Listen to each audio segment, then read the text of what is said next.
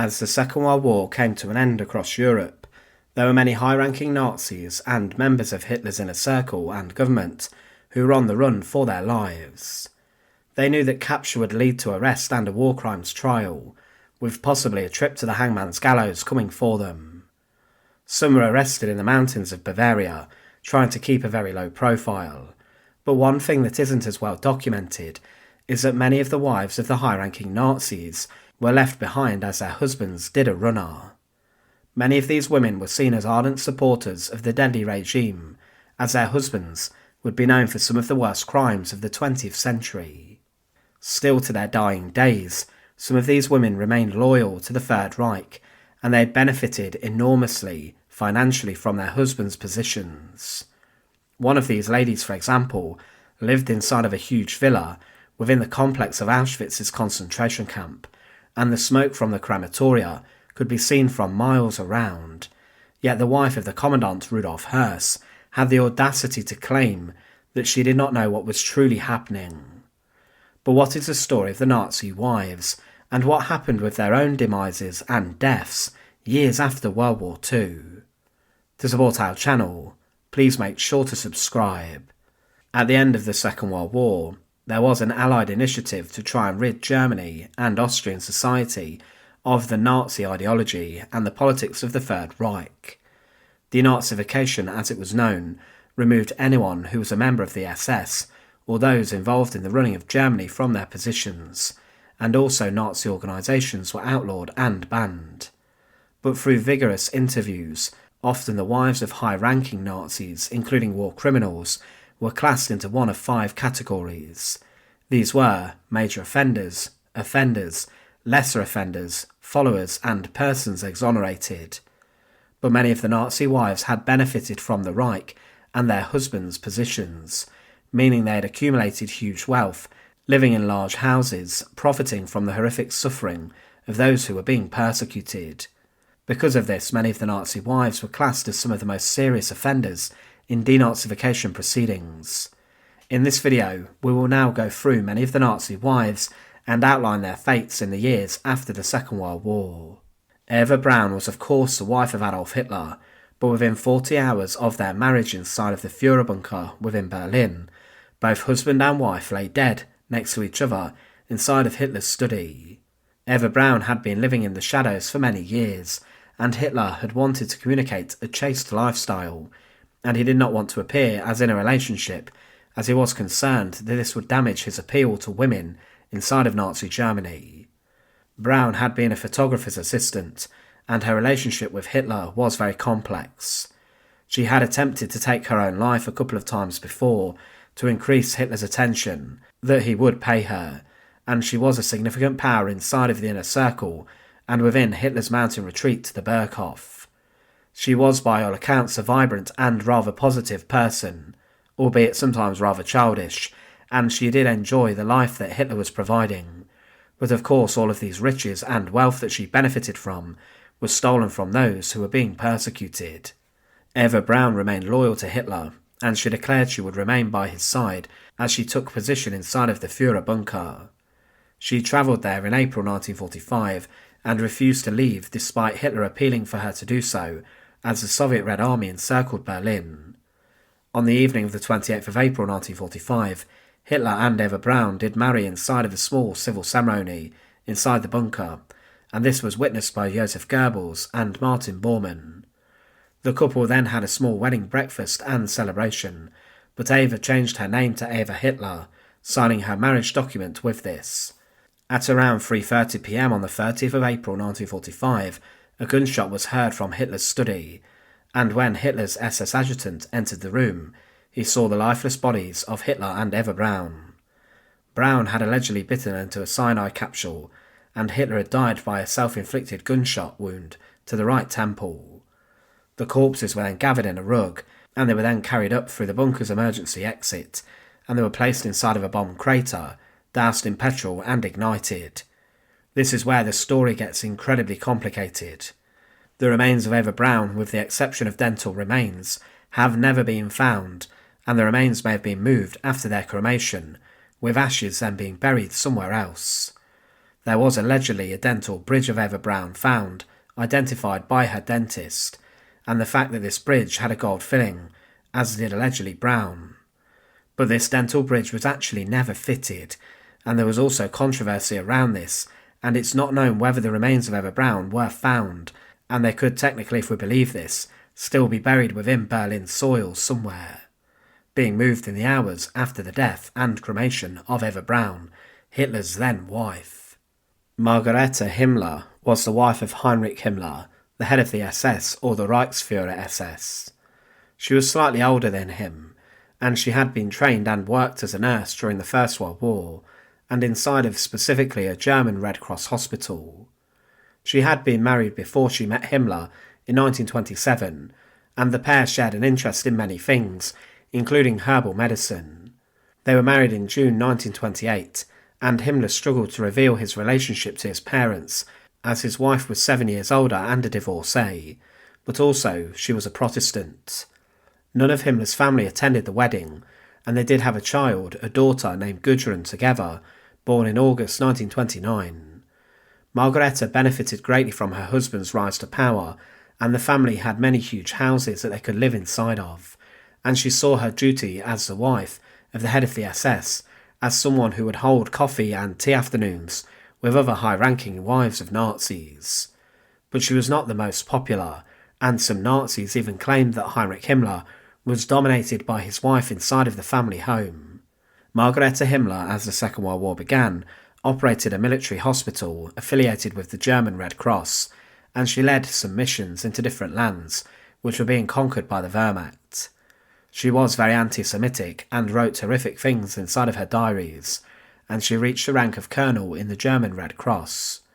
But Himmler himself had taken a mistress, and this was his private secretary, Hedwig Potthast.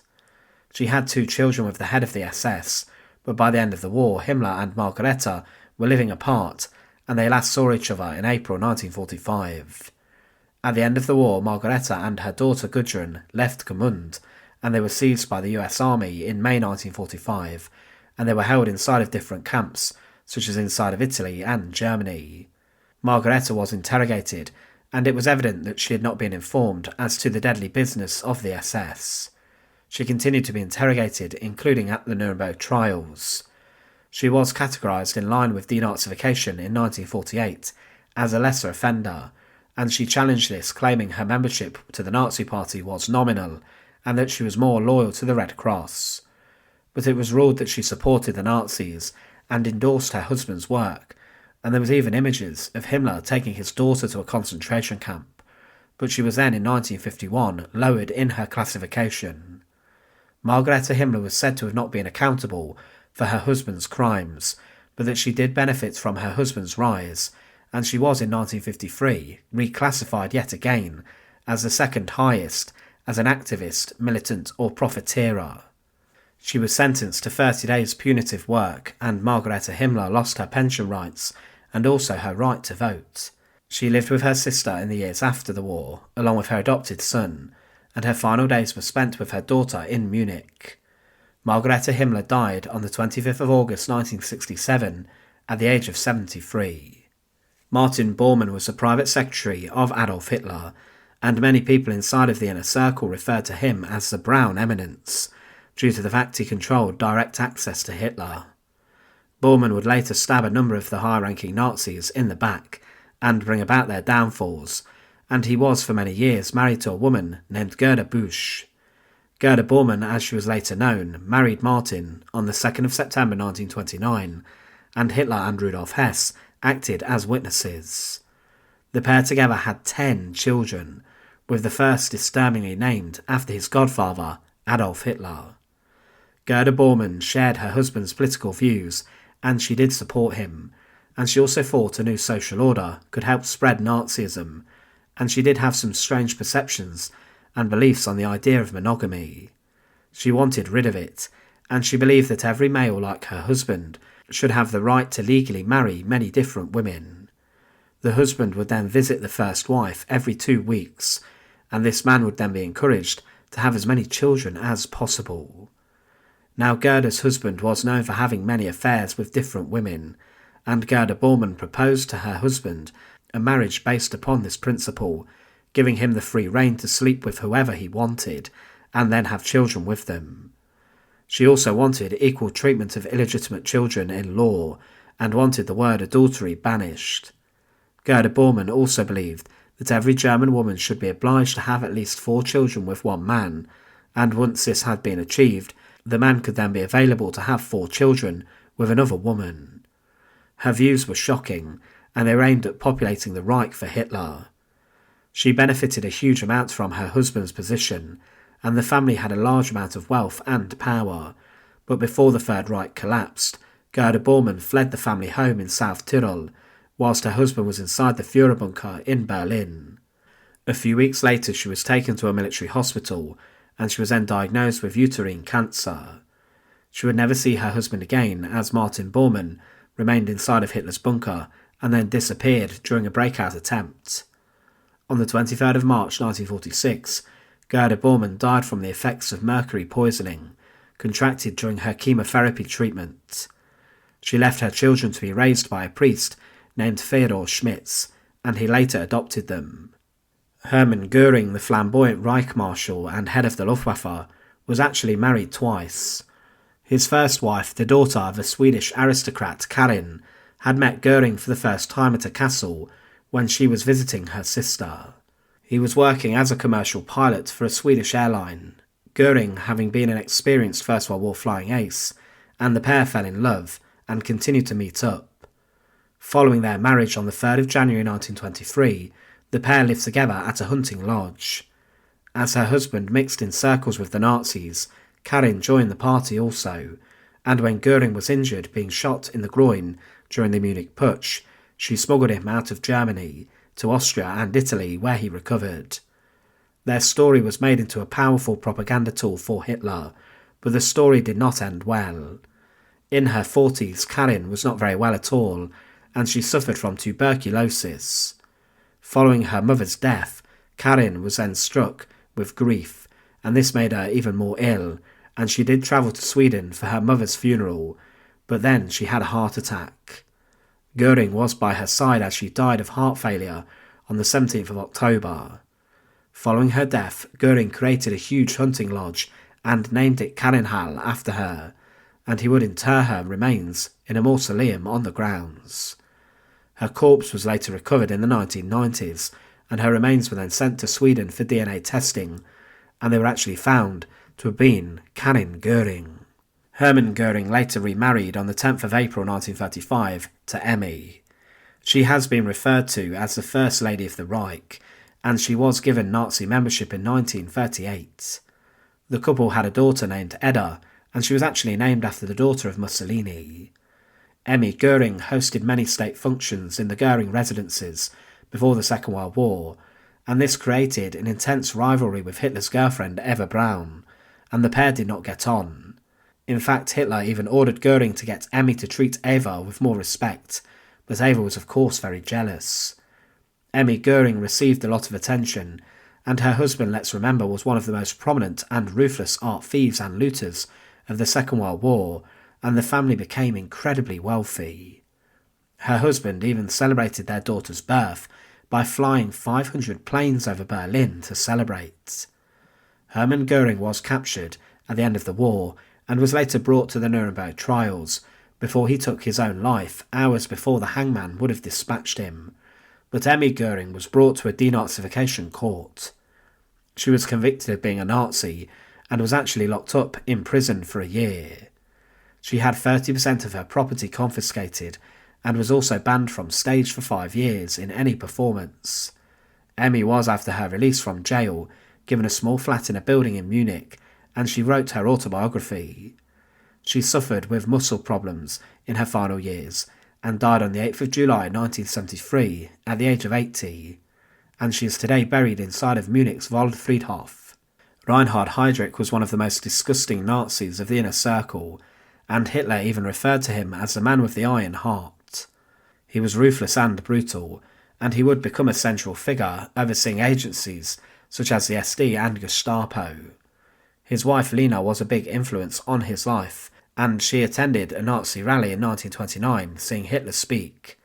She joined up and then at the age of 19 in December 1930, she met for the first time Reinhard Heydrich at a rowing club ball. The pair were engaged weeks after meeting for the first time.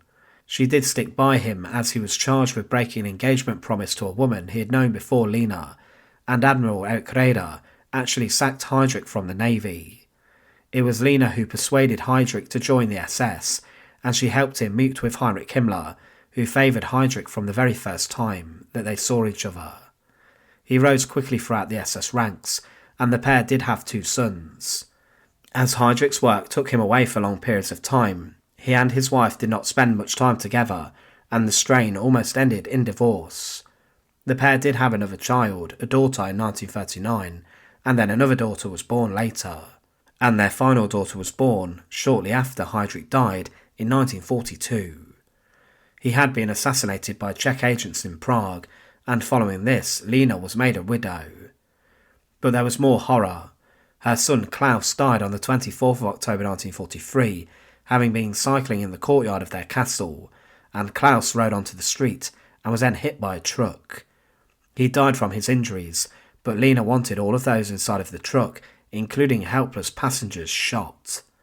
She received a large estate in Bohemia following her husband's death, and she sold further properties and kept a number of prisoners of war working on her estates as forced labourers, and she physically abused them, beating them if they did not want to do something that she wanted. The Heydrich family at the end of the war moved to the island of Fehmarn, and she was at the end of the conflict cleared during denazification proceedings somehow. She also won the right to receive a pension, and she claimed that as her husband was a German police general, she was entitled to his substantial pension too. The government had refused to pay this, but during court proceedings, Lena Heydrich won. She was in the meantime in Czechoslovakia tried as a war criminal in absentia, and was sentenced to life in prison. Later she married a Finnish theatre director and changed her name, and Lena ran the former Heydrich home as a restaurant and inn, but this burned down in 1969. She was made a widow again following her second husband's death in the same year, and she then published her memoirs.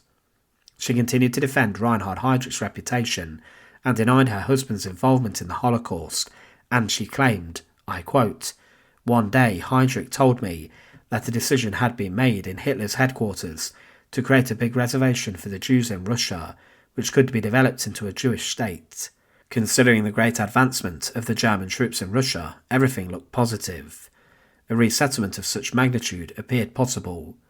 She remained completely in denial until Lena Heydrich died at the age of 74 on the 14th of August 1985, and she died an unrepentant Nazi. One of the most well-known wives of the Nazis was Magda Goebbels. When she met her husband, the future propaganda minister Joseph, Magda had already been married to a wealthy industrialist, and she did have a son. The pair met at a Nazi meeting, and she worked at the party headquarters in Berlin, and Goebbels and her became romantically involved from there during a holiday. They formed a relationship, and Goebbels claimed, "We have made a solemn vow to each other. When we have conquered the Reich, we will become man and wife. I am very happy." The pair did have many relationship issues. Joseph was sometimes very jealous, and Hitler grew very close to Magda, and Joseph Goebbels was concerned that the Führer was a romantic threat to him. They did marry on the 19th of December 1931, and Magda was a very ambitious lady. She became the close confidant of Adolf Hitler, and she spoke with him at length about their marriage problems. In 1936, a Czech actress, Lida Barova, had an affair with Joseph Goebbels, and Magda spoke to Hitler about this, and the dictator was furious with his friend, and he ordered Joseph to break it off. The Goebbelses had 6 children, but during the war years, Magda benefited from her close association with Hitler and her husband's position as propaganda minister and Gauleiter of Berlin. But she did in private criticise Hitler, believing that he no longer listens to voices of reason, and she knew that Hitler was leading the German people down a very dark path towards defeat. Magda Goebbels suffered with her health throughout periods of the war, and she was known for having a weak heart and also neuralgia. But in late April 1945, the Goebbels family moved into the upper parts of the Führer bunker, known as the Vorbunker. They would never leave the Reich Chancellery region again. Magda wrote a letter of farewell to her son Harold from her first marriage and claimed, I quote, "By now we've been in the Führer bunker for 6 days already. Daddy, your 6 little siblings and I, for the sake of giving our National Socialistic lives the only possible honourable end. You shall know I stayed here against Daddy's will, and that even on the last Sunday the Führer wanted to help me get out. You know your mother, we have the same blood, for me there was no wavering. Our glorious idea is ruined, and with it everything beautiful and marvellous that I have known in my life. The world that comes after the Führer and National Socialism is not any longer worth living in, and therefore I took the children with me, for they are too good for the life that would follow, and a merciful God will understand me when I will give them salvation." With this, Magda Goebbels had made arrangements for the slaughter of her children, and she had them injected with morphine to knock them out, and then crush cyanide ampules into their mouths in the days following Hitler's death in the bunker. She did not want her children living in a world without Hitler, despite the fact there had been many offers to get them to safety. She had pre-planned this, also showing her brutal and horrific side. After the death of the Goebbels children, Joseph and Magda Goebbels made their way out of the Führer bunker into the garden of the Reich Chancellery, and it was there where they died. There are different accounts as to what happened. One of these is that Joseph Goebbels shot his wife as she consumed cyanide, and then following this their bodies were shot by an SS officer who riddled both of the bodies with bullets.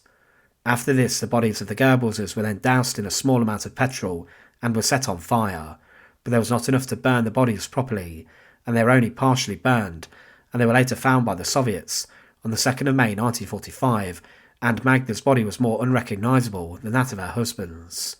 Later, the remains of the Goebbels family were buried in secret in a Smersh facility in Magdeburg, before they were in 1970 exhumed and burned and then crushed once and for all. Rudolf Hess was the strange deputy Führer and loyal friend to Adolf Hitler, who was involved in the creation of the Nuremberg laws and also in writing Mein Kampf. He would during World War II take a bizarre flight to Scotland in a weird peace mission, but he then spent the rest of the war as a prisoner of war of the British. Hess was married to Ilse Hess, and the pair had met in 1920. He was reluctant to enter a marriage and a relationship with Ilse, and she actually introduced Hess to Hitler. Hitler pushed Hess into marriage, which occurred on the 20th of December 1927 in Munich. Hitler was the godfather to their son, but during the Second World War her husband's work often left Ilse alone. Ilse Hess left Munich following Hess's flight and arrest, and subsequent shaming in Nazi Germany, and she moved to Hinterland. But at the end of World War II, Ilse was arrested and she was subjected to denazification proceedings and was held inside of an internment camp.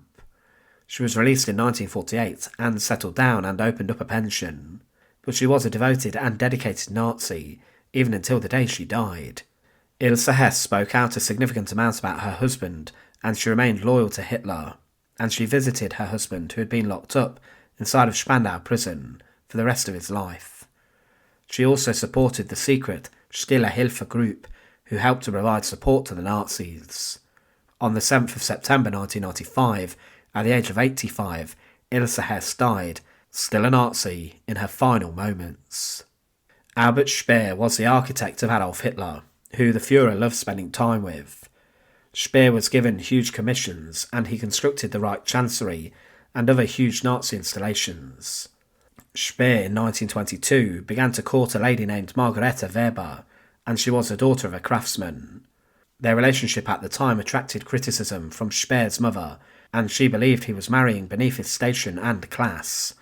The two married in Berlin in August 1928, and Margareta did win over the Speer family.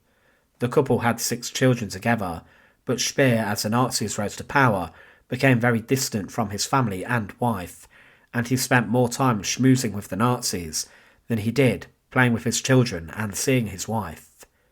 Even after his release from Spandau prison in 1966, he remained distant, and Speer actually died in London in the company of a woman who he had been having a relationship with. He had remained married, but the marriage was nothing, and he had not seen his wife for many years. Rudolf Höss was the commandant of the Auschwitz concentration camp, who oversaw the construction of the site to become the deadliest camp of mass slaughter in World War II. Höss married Hedwig Hensel on the 17th of August 1929, and they had 5 children. He did move his wife and family into Auschwitz, and they lived in a huge villa and had servants in the form of some prisoners who were ordered to serve the commandant's family.